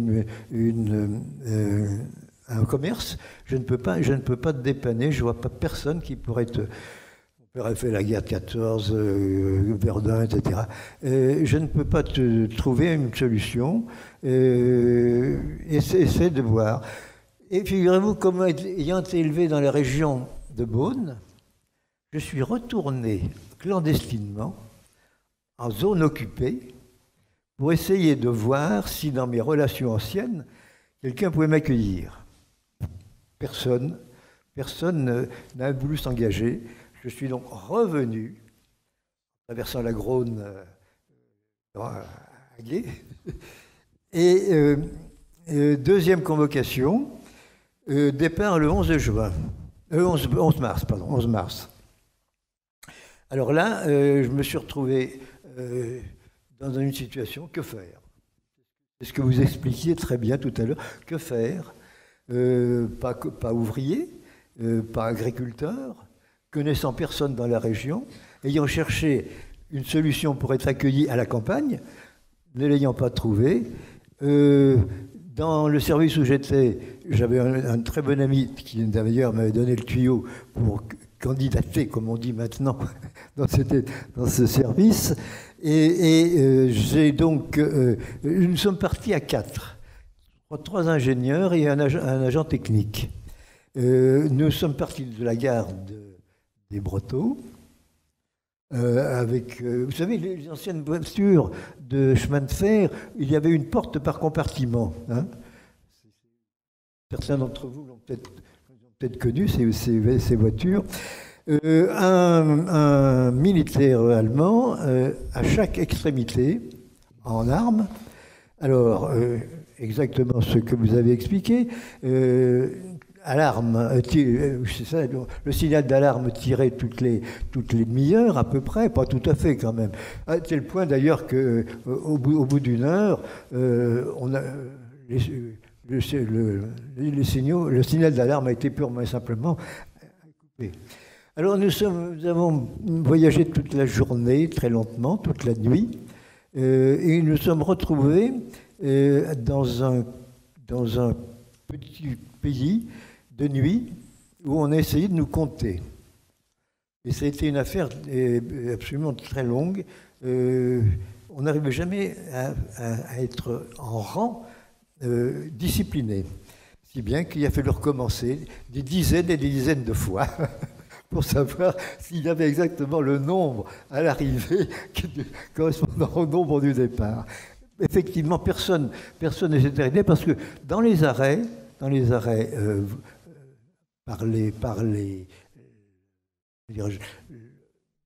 commandés par le signal d'alarme du train, tout de suite les Allemands étaient en posture sur le quai avec leurs armes. Hein. Je n'ai pas vu personne pouvoir s'échapper. Il y en a peut-être eu d'autres dans d'autres cas. Bon, alors là, mes trois autres camarades ont été dispersés dans différents endroits. Je me suis trouvé, avec ma qualité d'ingénieur agricole, affecté dans une ferme, bien entendu, tout simplement comme valet de ferme. C'était une grosse propriété en Bavière, qui appartenait à un comte. Et là, j'étais le seul STO. C'est une affaire assez curieuse de voir arriver un homme assez jeune. Et parmi tous les personnes âgées qui existaient dans la ferme, il y avait des personnes de plus de 65 ans qui travaillaient. Il y avait quand même 8 à peu près personnes qui travaillaient. Des prisonniers, il y avait 3 prisonniers français qui travaillaient, alors qui venaient le matin et qui repartaient le soir. 7h, 18h leur horaire. Ils étaient concentrés dans le petit village, dans ce que les Allemands appelaient un commando. J'ai vu également des prisonniers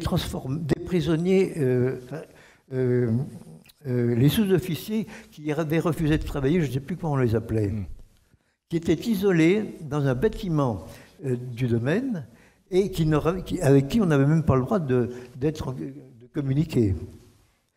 Alors j'ai vu comme autres déportés 2 jeunes filles ukrainiennes.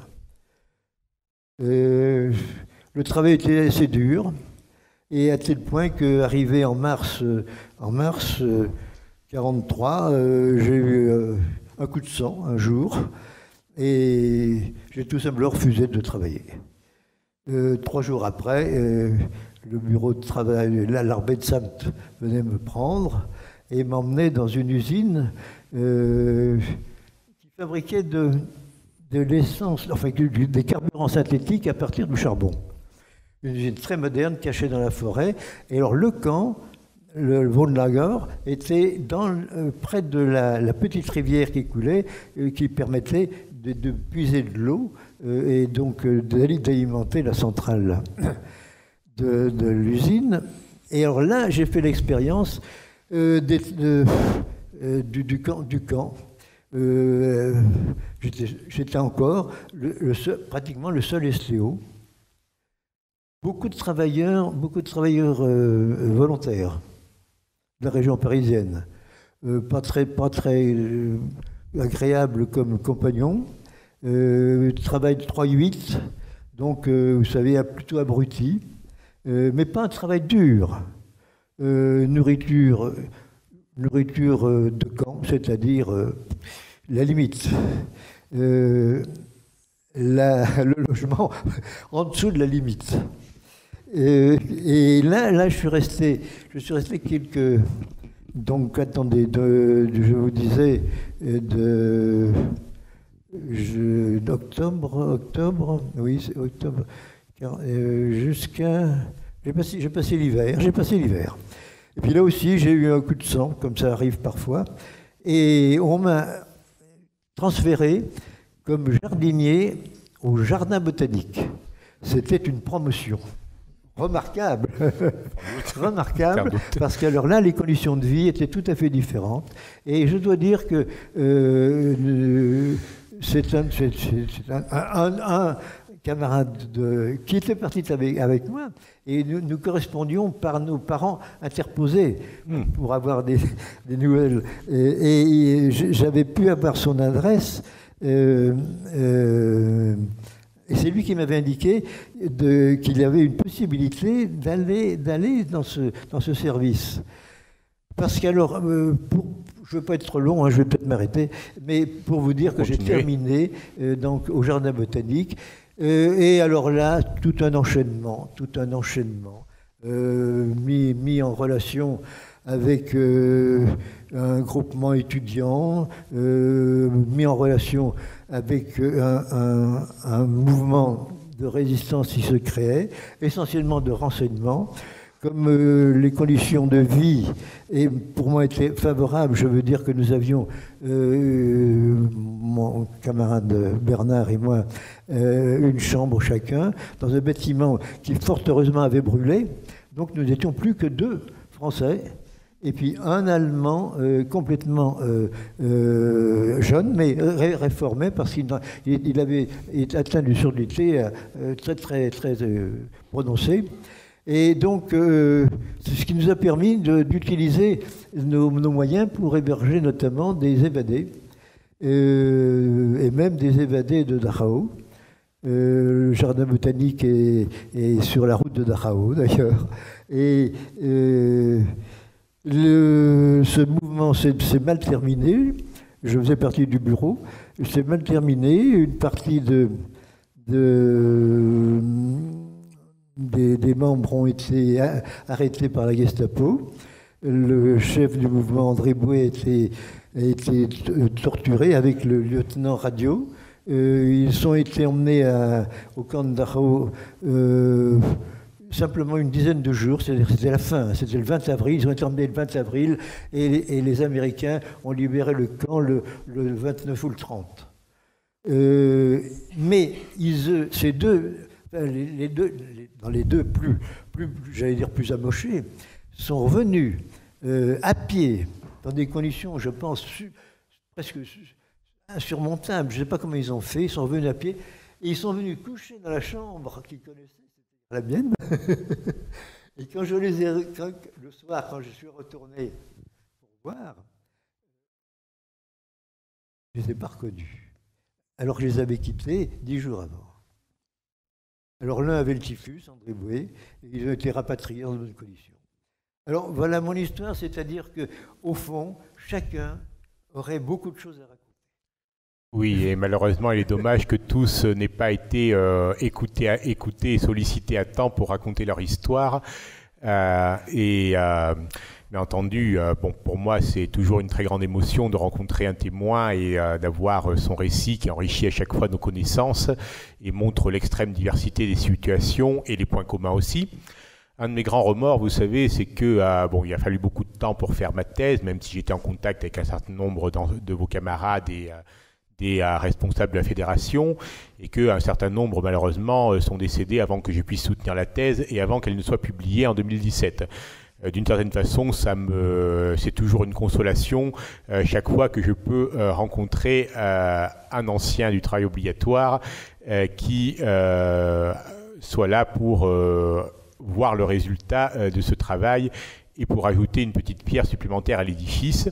Alors, et effectivement, vous décrivez très bien une situation que des milliers de personnes ont vécue à leur manière, c'est-à-dire que l'isolement social joue un très grand rôle quand un homme ou un groupe n'a pas au bon moment, au bon endroit, les personnes pour l'aider, il est condamné à devoir partir et vice-versa.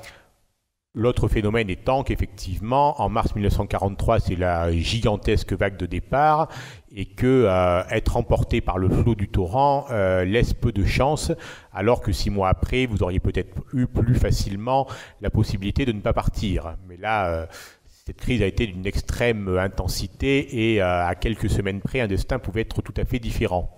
Et puis enfin, il est vrai que la plupart des travailleurs forcés ont été affectés dans des usines, parfois dans des services, essentiellement en ville.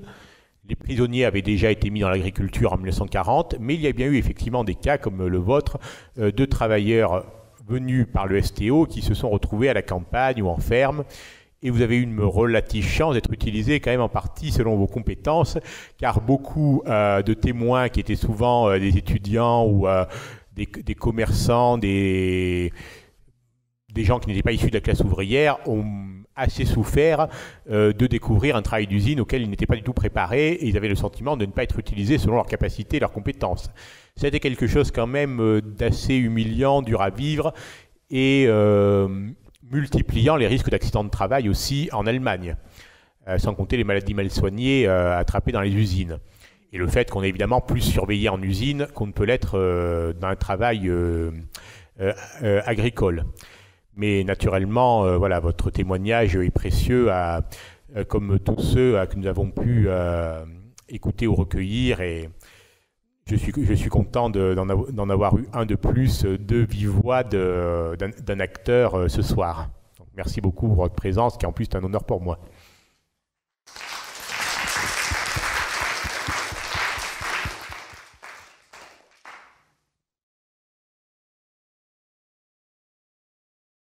Merci pour votre exposé qui clarifie beaucoup de choses pour moi. En me rendant sur la tombe de ma famille à Lyon, je me suis aperçu qu'un cousin de ma mère, il y avait une inscription, Félix Sicard, mort le 14 février 1945 à Königsberg, en Prusse orientale, à l'âge de 22 ans.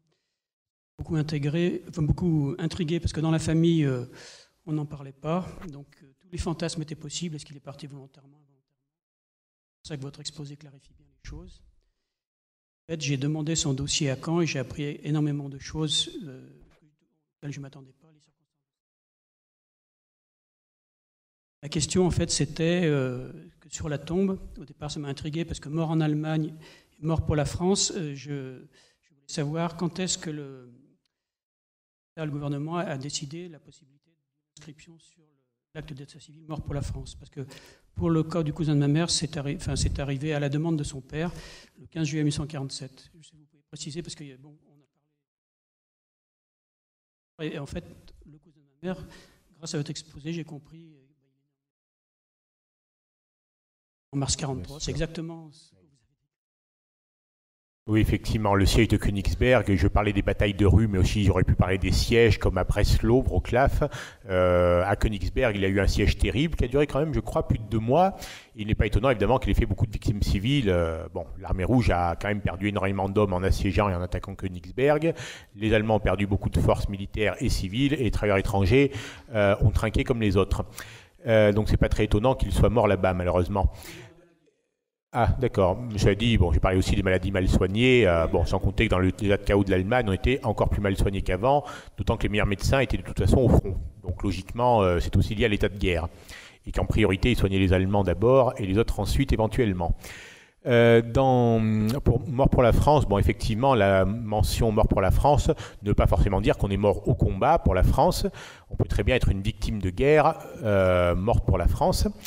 Avoir sauté sur une mine, être victime d'un bombardement, être victime d'une rafle antisémite aussi. Après la guerre, on a déclaré mort pour la France les victimes des rafles anti-juives.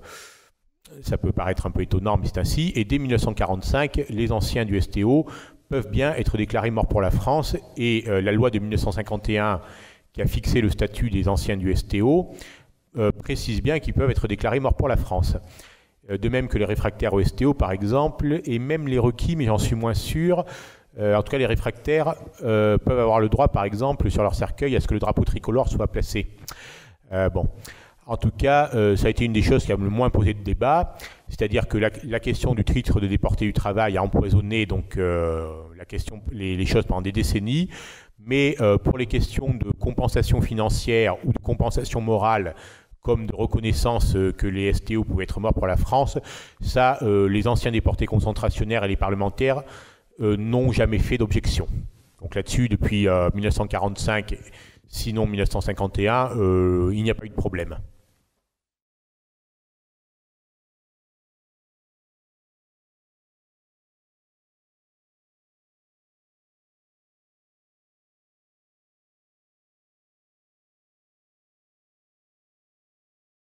pourriez-vous comparer la situation en France avec les autres pays occupés en Europe, s'il vous plaît? Oui, sans problème. Alors les deux pays qui ont eu le plus de travailleurs forcés, c'est l'URSS occupée et la Pologne. Sachant que là, ce sont les travailleurs qui ont été arrachés avec une brutalité incroyable. On était loin, on était dans des pays considérés comme peuplés de sous-hommes.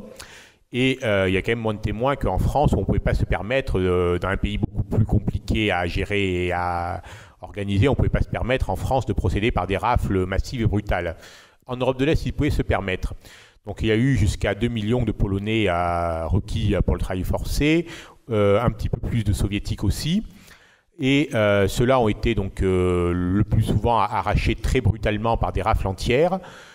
Souvent des gens qui étaient beaucoup plus jeunes que les STO français. On pouvait rafler à des hommes de 16, 17, 18 ans et des femmes aussi. En France, jamais il n'a été question de mettre les femmes au STO. Ça aurait été l'insurrection générale et le gouvernement de Vichy lui-même n'en voulait pas, ni l'Église, ni l'opinion publique. Et en Pologne et en URSS, au moins la moitié des victimes ont été des femmes. Donc vous parliez justement des Ukrainiennes que vous aviez croisées, bien, ça vient de là. Il y a eu peut-être des centaines de milliers d'Ukrainiennes qui se sont retrouvées dans le Grand Reich à des travaux souvent très durs. La plus célèbre étant Maria Tartachenko, celle dont a été amoureux Cavana, et celle à qui Cavana a dédié les Ruskov, à Maria où qu'elle soit. Évidemment, il a perdu de vue en 1945 pour toujours. Et tous les anciens du STO sont unanimes, et tous les documents confirment que les travailleurs polonais et soviétiques ont été affreusement maltraités, systématiquement, avec discrimination, interdiction d'entrer dans les lieux publics, de prendre des transports en commun, d'aller aux abris anti-aériens. Toute relation sexuelle avec une Allemande ou un Allemand était passible de pendaison ou de déportation, alors que globalement, on a laissé tranquilles les travailleurs du STO qui avaient des aventures avec des Allemandes. On les a peut-être un peu inquiétés ou interrogés, mais on les a jamais emprisonnés ou déportés pour si peu. Et également, quand même, il faut préciser une chose, les nazis n'étant pas non plus des imbéciles, quoi qu'ils soient des criminels, après Stalingrad, Goebbels et Sauckel ont quand même compris qu'il valait mieux améliorer la condition des travailleurs de l'Est si on voulait qu'ils produisent plus et alors que la situation allemande devenait périlleuse. Ce qui fait qu'entre 1943 et 1945, il y a quand même une amélioration réelle. Les discriminations les plus scandaleuses ont été progressivement abolies, les rations ont été un peu augmentées, ils ont reçu une formation professionnelle pour un certain nombre d'entre eux, et on a vu d'ailleurs que leur productivité s'est plutôt améliorée. Bon, évidemment, je parle à une échelle globale. Cela dit, en 1945, lorsque le système a commencé à se disloquer, beaucoup de Soviétiques, de Polonais et autres sont allés se cacher dans les quartiers reculés ou parfois à la campagne ont mis sur pied de véritables bandes. Parfois, les Allemands ont presque perdu le contrôle de la situation. Et ça vous explique que dans les premiers mois de 1945, dans la Roue en particulier, les antennes de la Gestapo ont fusillé des milliers de travailleurs soviétiques et polonais qui erraient sur les routes ou même parfois simplement par précaution. Parmi lesquels les quelques centaines qui ont été fusillés à Dortmund et exceptionnellement, le jour du vendredi 5 1945, 35 de ces Français 35 Français ont été fusillés avec eux. On n'a jamais très bien su comment la Gestapo locale avait pris la décision. Par contre, il y a toujours évidemment un monument et la municipalité de Dortmund qui évidemment entretient pieusement le souvenir avec la coopération de la foule de Dortmund qui est régulièrement au rendez-vous, pas comme en France. Donc pour les Polonais et les Soviétiques, ça a été terrible. Les Français étaient plutôt pas trop maltraités dans l'ensemble, sans être privilégiés non plus.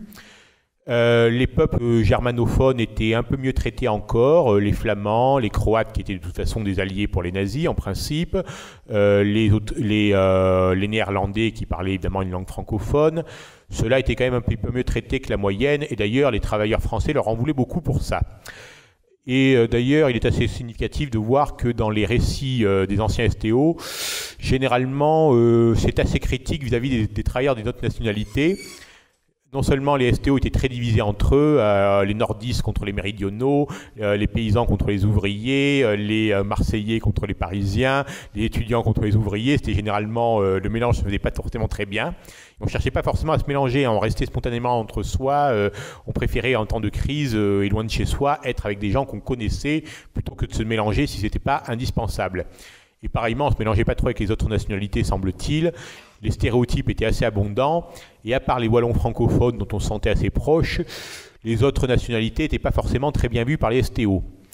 En plus, les Tchèques reprochaient aux Français les accords de Munich, les Espagnols rappelaient qu'on n'avait pas aidé la République espagnole, les Polonais rappelaient qu'on n'avait pas fait grand-chose pour les aider en septembre 1939. Bon, il y avait quand même des contentieux. Après, je ne généralise pas, il y a aussi eu des amitiés internationales qui sont nées au STO, avec des Allemands, avec des Autrichiens, mais aussi avec des Polonais, des Tchèques, des Français d'un peu partout, des hommes qui n'auraient jamais dû se croiser, sont aussi devenus amis en Allemagne et se sont entraidés, comme quoi il ne faut jamais non plus complètement désespérer.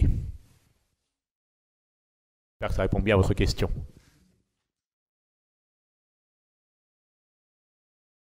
Dernière question.